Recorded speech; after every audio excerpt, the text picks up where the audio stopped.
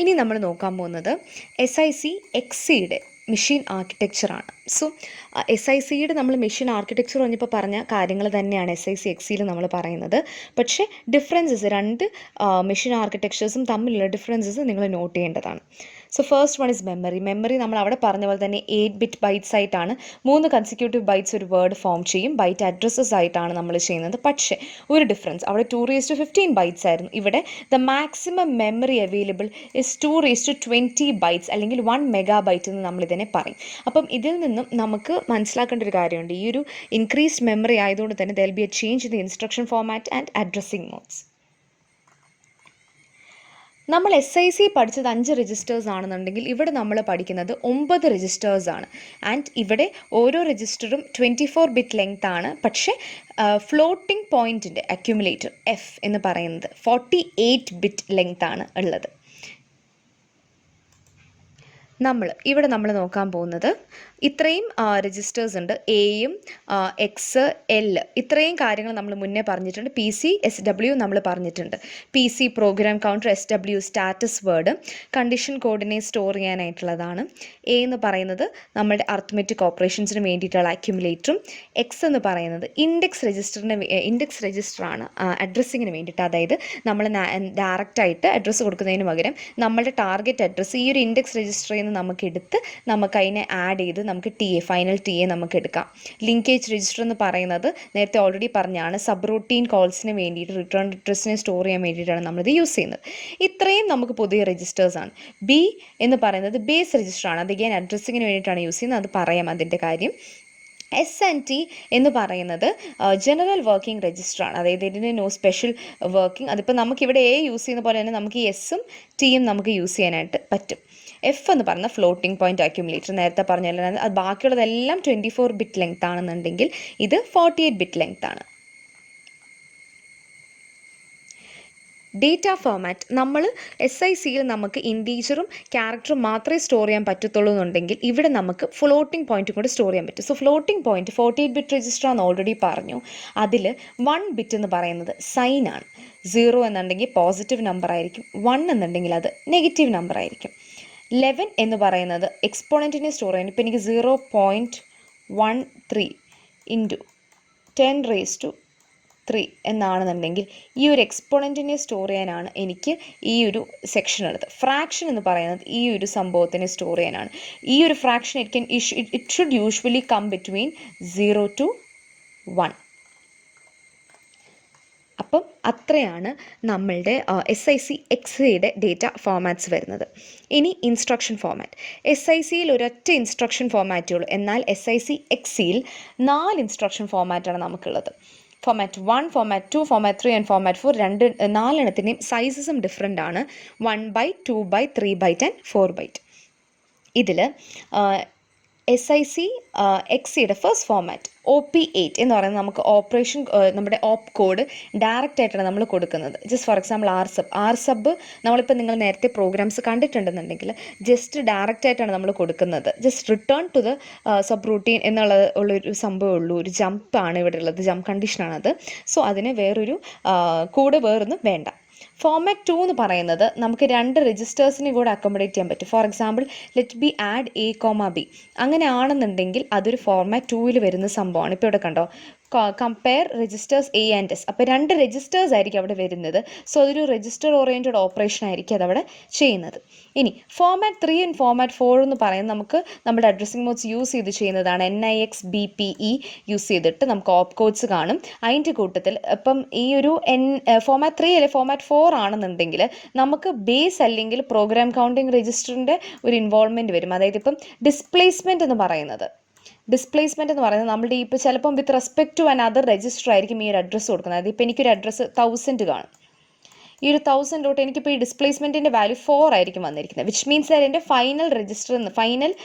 എൻ്റെ എൻ്റെ ഓപ്പറൻറ്റ് കണ്ടുപിടിക്കേണ്ടത് 1004 നിന്നാണ്.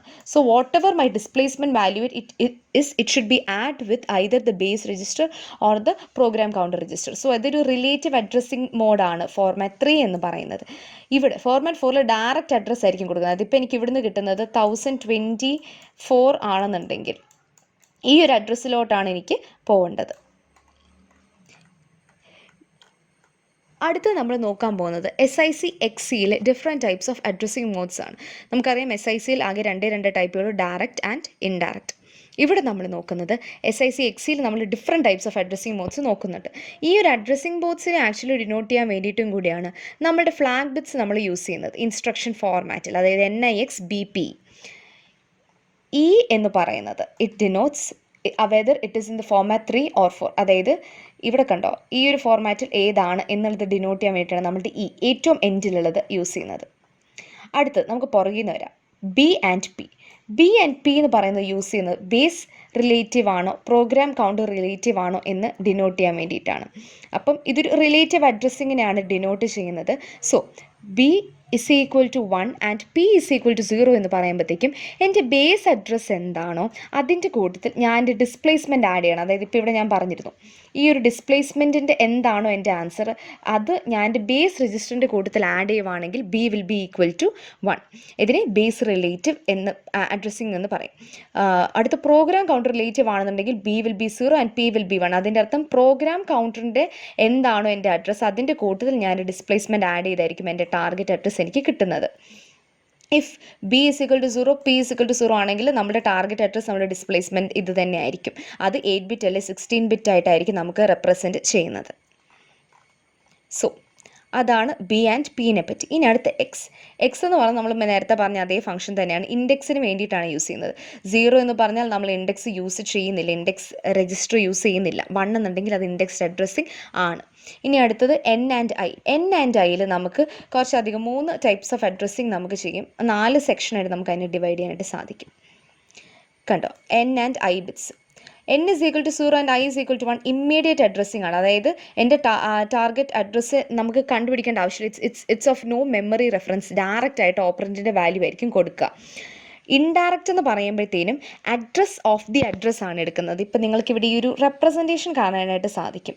സോ ഈ ഒരു സംഭവം ഇതാണ് നമ്മൾ N1ഉം I0 ആയി കഴിഞ്ഞാൽ സിമ്പിൾ അഡ്രസ്സിങ്. അതെന്ന് പറഞ്ഞാൽ രണ്ടിടത്തിൻ്റെ വാല്യൂ സെയിം ആയിരിക്കും, 0 0 അല്ലെ 1 1. അങ്ങനെയാണെന്നുണ്ടെങ്കിൽ ടേക്ക് ദ ഡയറക്റ്റ് അഡ്രസ്, ഓപ്പറൻറ്റിൻ്റെ ഡയറക്റ്റ് അഡ്രസ്സ് ആയിരിക്കും നമ്മൾ എടുക്കുക.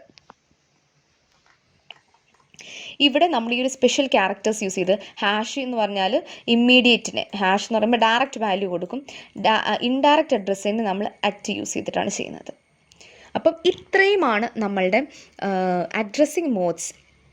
സോ ഡിസ്പ്ലേസ്മെൻറ്റ് 8 ബിറ്റ് അല്ലെ 16 ബിറ്റ് ഇമ്മീഡിയറ്റ് വാല്യൂസ് ആയിട്ട് നമുക്ക് ചെയ്യാം. ഇവിടെ റിലേറ്റീവ് അഡ്രസ്സിംഗ് ആണെന്നുണ്ടെങ്കിലും 12 ബിറ്റ് അൺസൈൻഡ് ഇൻറ്റീജർ ആയിട്ടും, പ്രോഗ്രാം കൗണ്ടർ റിലേറ്റീവ് അഡ്രസ്സിംഗ് ആണെങ്കിൽ 12 ബിറ്റ് സൈൻഡ് ഇൻറ്റീജർ ആയിട്ടായിരിക്കും നമ്മൾ റെപ്രസെൻറ്റ് ചെയ്യുന്നത്, negative value 2's കോംപ്ലിമെൻറ്റിൽ.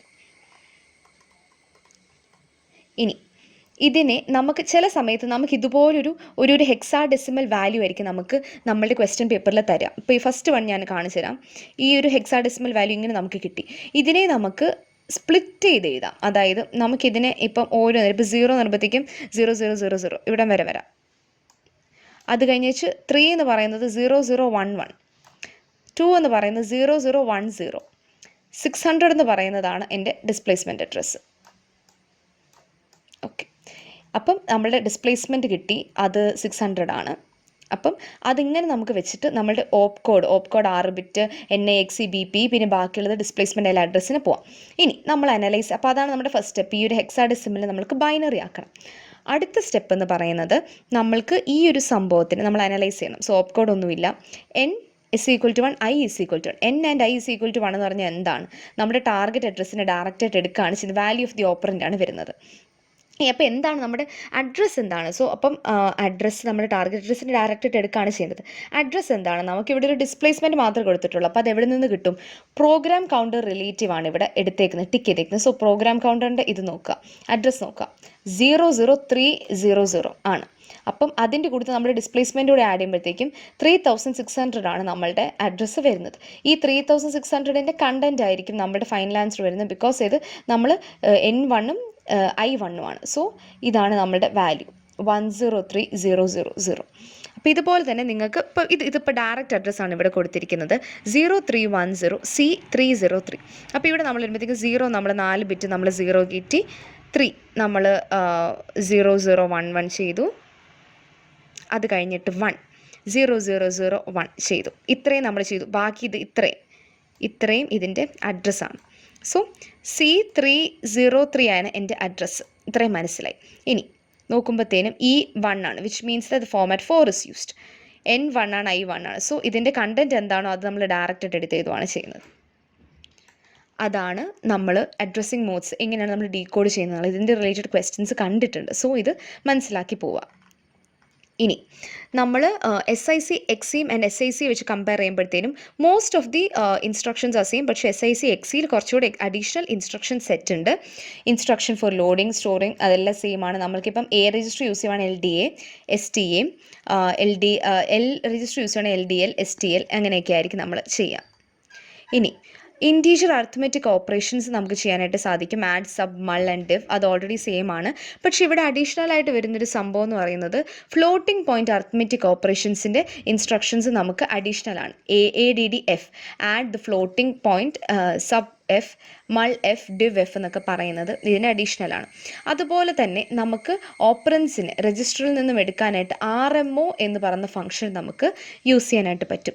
Register to register operations നമുക്ക് പറ്റും. അപ്പം ബേസിക്കലി നമുക്കൊരു രജിസ്റ്ററിൽ നിന്ന് വാല്യൂ എടുത്ത് ആ വാല്യൂവിനെ ആഡ് ചെയ്യുന്നതിനേക്കാളും എന്തുകൊണ്ടും ഈസി, എന്തുകൊണ്ടും ക്വിക്ക് എന്ന് പറയുന്നത് രജിസ്റ്റർ ടു രജിസ്റ്റർ ഓപ്പറേഷൻസ് ചെയ്യാനായിട്ടായിരിക്കും. അതിപ്പോൾ നിങ്ങളുടെ മനസ്സിലിരിക്കണം. കാരണം വെച്ചാൽ നമ്മൾ പ്രോഗ്രാംസ് ചെയ്യുമ്പോഴത്തേനും ഈ ഒരു സംഭവം ഇമ്പോർട്ടൻ്റ് ആയിരിക്കും.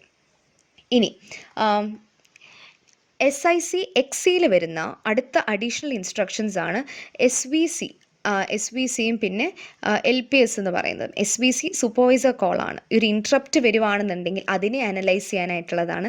ലോഡ് പ്രൊസസ്സർ സ്റ്റേറ്റസ് എന്ന് പറയുന്നത് CPUവിൻ്റെ സ്റ്റാറ്റസും രജിസ്റ്റർ കണ്ടൻറ്റും ഒരു ഇൻട്രപ്റ്റ് വരുന്ന സമയത്ത് ഇതിനെ സ്റ്റോർ ചെയ്യാൻ അതിനായിട്ടാണ്. ഇപ്പോൾ നമ്മൾ COയിലൊക്കെ ഇൻട്രപ്റ്റ് എന്താണെന്ന് പഠിച്ചിട്ടുണ്ട്. സോ അതിൻ്റെ ഒരു വർക്കിംഗ് ആണ് ഇവിടെ അവർ കാണിക്കുന്നത്. അപ്പോൾ അതിനായിട്ട് ഹെൽപ്പ് ചെയ്യുന്ന 2 ഇൻസ്ട്രക്ഷൻസ് ആണ് SVCയും LPS. കമ്പയർ ഇൻസ്ട്രക്ഷൻ നമ്മൾ SICയിൽ കണ്ടതായിരുന്നു. അത് വിത്ത് രജിസ്റ്റർ ആണെങ്കിൽ കമ്പയർ R ഒരു ആറും കൂടെ വരും. ഇപ്പോൾ ഇവിടെ കണ്ടോ, രജിസ്റ്റർ ടു രജിസ്റ്റർ ആയതുകൊണ്ട് ഒരു 6 എക്സ്ട്രാ വരുന്നുണ്ടല്ലോ. അതുപോലെ conditional jump instruction, sub routine linkage, input output instructions എല്ലാം സെയിം ടു സെയിം ആണ്. ഇൻപുട്ട് ഔട്ട്പുട്ട് ഇൻസ്ട്രക്ഷനിൽ വരുന്ന ഒരു അഡീഷണൽ സംഭവം എന്ന് പറയുന്നത് it supports input output channels. So ഈ ഒരു ചാനലിനെ സ്റ്റാർട്ട് ചെയ്യാൻ, ടെസ്റ്റ് ചെയ്യാൻ, ഹോൾട്ട് ചെയ്യാൻ ഇത്രയും ഫങ്ഷൻസും കൂടെ SIC എക്സിയിൽ പ്രൊവൈഡ് ചെയ്യുന്നുണ്ട്. So that's all about SIC x is architecture, machine architecture.